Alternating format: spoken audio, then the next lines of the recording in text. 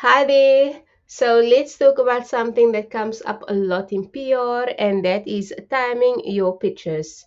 So you've probably heard people say that there's a perfect day or hour to send an email to a journalist. But the truth is, it's a little bit more complicated than that. So in today's video, we are going to take a realistic look at what effective timing really means, whether a perfect time even exists, and some practical ways you can take your pitches and get them noticed without overthinking it. Now, before we get into the different ways in which you can time your pitches, let's really take a closer look at what pitch timing really means and really if something like this even exists. So, timing your pitch effectively isn't about picking a day or an hour. It's about making sure your email arrives when a journalist is most likely to see it and engage with it.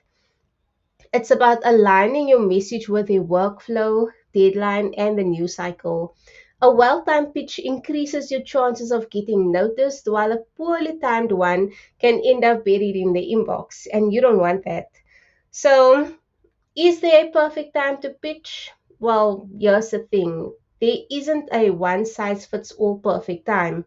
Every journalist works differently. Some read emails first thing in the morning, others catch up in the afternoon, and some check it throughout the day. So instead of obsessing over the exact hour, it's better to think in terms of patterns, relevance, and context. So, for example, if you're pitching a breaking story right after it happens, it matters more than the time on the clock.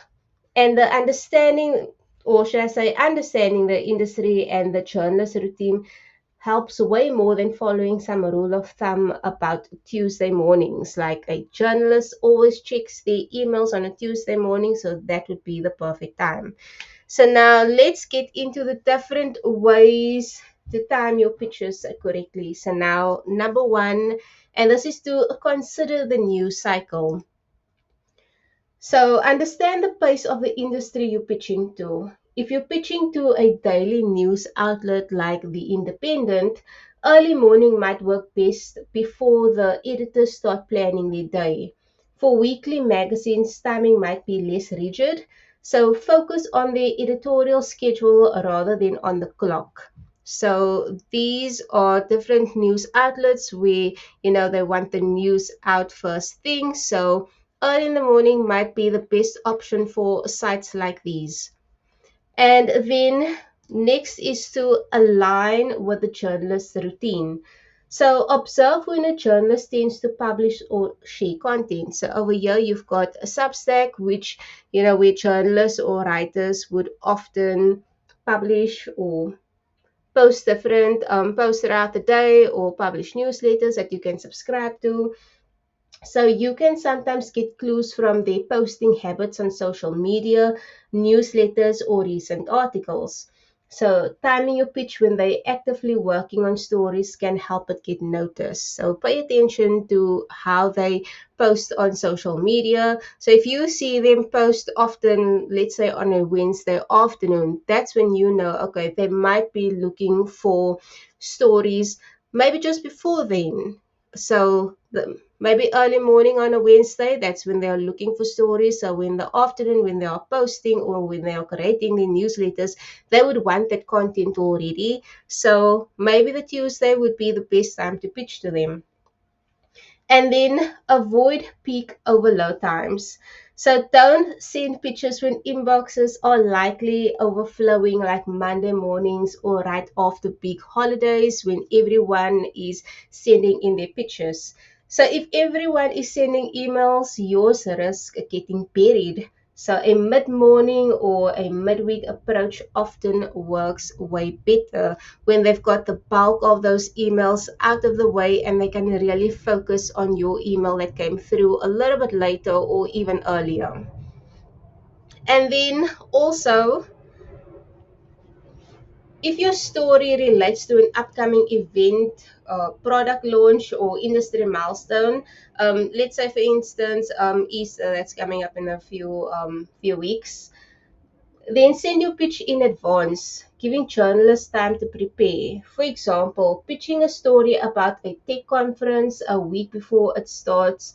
it's much more effective than the day it begins, because journalists usually create content that builds up to the event or builds up to the product launch. So on the day of the event, they are going to get content or information about the event or about the product. However, the build up is also important, so that's a good time to actually send them pictures so that they can use that within their content. And then lastly, use analytics to learn what works. If you pitch regularly, track your results. Notice which days and times leads to better responses or coverage. So over time, you'll see patterns specific to your audience and industry, rather than relying on generic advice by saying, okay, pitch on a Tuesday, that is the best day. So instead of doing that, focus on the results that you've actually gotten. So let's say you are sending out a bunch of pitches and you've gotten a couple of responses back. Then check on the days that you've sent those out. Like if you've sent out a lot of pitches on a Thursday and those were the ones that got the most responses, then that might be a pattern that you should really pay attention to. But it all depends, on the journalist, the industry, the type of publication that you are pitching to.